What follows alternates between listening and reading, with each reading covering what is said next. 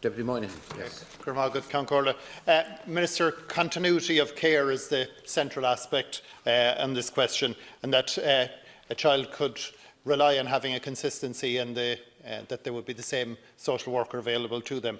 There seems to be an increased reliance on agency workers, where there's almost or more than a doubling of the number of agency workers. It's up 125% over the last 4 years, while at the same time there's only a 3% increase in the number of permanent staff being taken on. Can you outline, Minister, how you're going to provide that consistency to children who are dealing with social workers, and are you going to put further emphasis on permanent staff?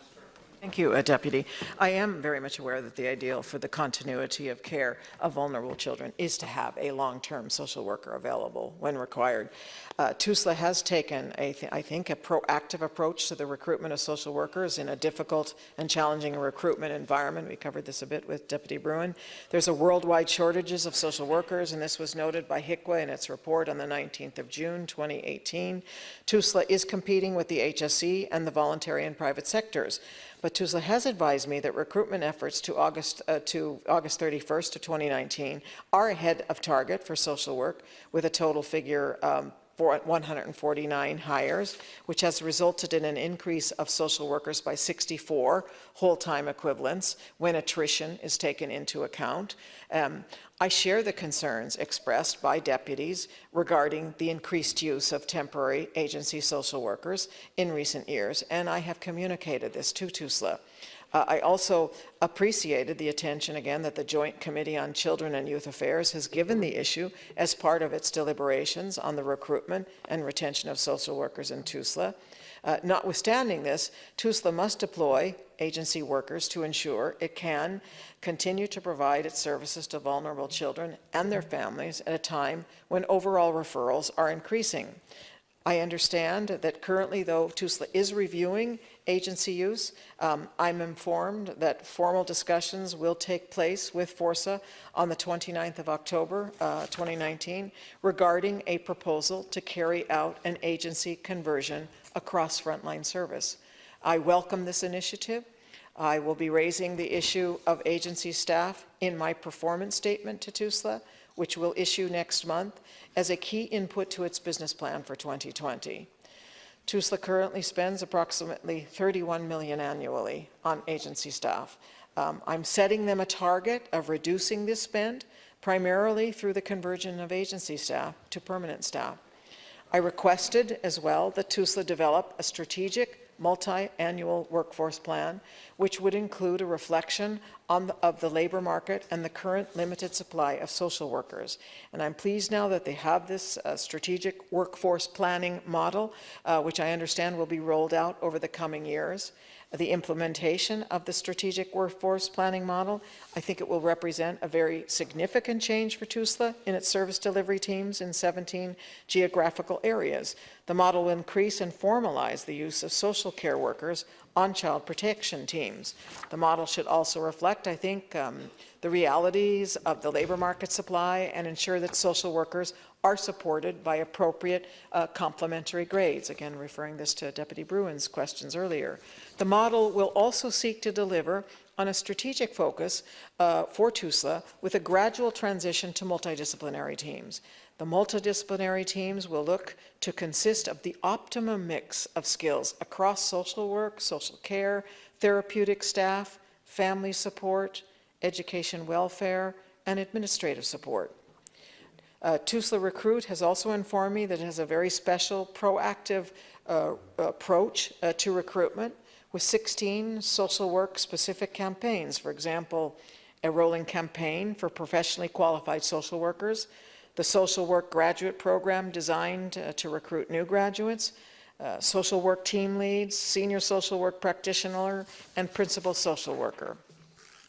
I welcome the fact that there is a focus on recruitment and retention as part of the rollout of their strategic workforce implementation plan and assisting staff well-being, again by assessing workplace stressors and critical incident exposure in the workplace.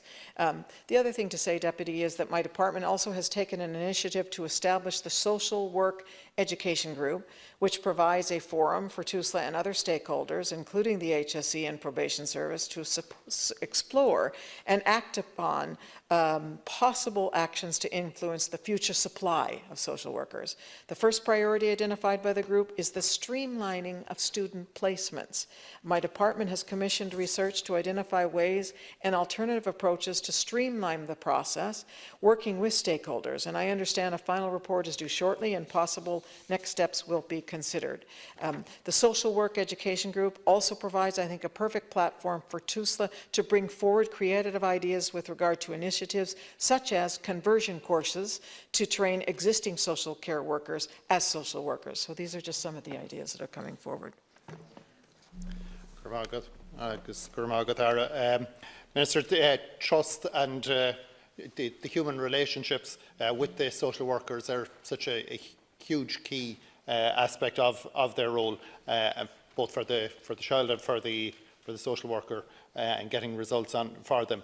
I'm pleased to note the idea of converting agency to permanent staff, because there has been clearly such an emphasis on agency staff over the last while, with a 126% growth, while there was only 3% growth in the number of permanent staff. Can you set out a timeline on when you would expect to have a full complement, or what kind of a target timeline you would have for to have everybody on board on that, or what kind of timeline or numbers you have, please? And also, if you could keep me updated on the ongoing the talks and the plan in place. Timeline in relation to, Deputy, sorry, the timeline. In relation to when you would have your conversions and everybody in place and your full complement of staff. May I say, I think that's currently the hope and intention of TUSLA and its CEO in that regard. And I know that as well as I said, we've had exchanges from my perspective as well, particularly in relation to the issue of agency staff. The CEO has already conducted an introductory engagement with FORSA in his role as CEO last week, and he raised his intentions and hope with FORSA for a once-off blanket agency conversion, and received quite a very positive response from FORSA with that regard, and a formal meeting with them and with FORSA and the HR department of TUSLA is scheduled early next week to take a look at exploring the detail and the possibility of that to begin a major conversion process. And this would be, they have 677 agency staff currently engaged. And while we can't predict the outcome of that, I understand from the CEO that he would be hopeful that there would be a significant result in terms of that initial work in terms of the conversion. But obviously this would be a very significant change, and a lot of the technical details and aspects of that kind of process of change would have to be interrogated and agreed with other departments as well. There's a fairly comprehensive response there, and it is welcome steps on it. It's just to clarify if you have targeted a timeline on when you would expect to have those people on board. Are we talking about over the next year, 6 months, or is there any broad outline on that, please? Just at the moment, I don't have an exact timeline to offer you, but I can certainly, those will be part of my discussions with TUSLA, and identifying and looking at the possibility of putting one in place, particularly as we go back and forth in relation to the performance statement, and we'll keep the deputy informed.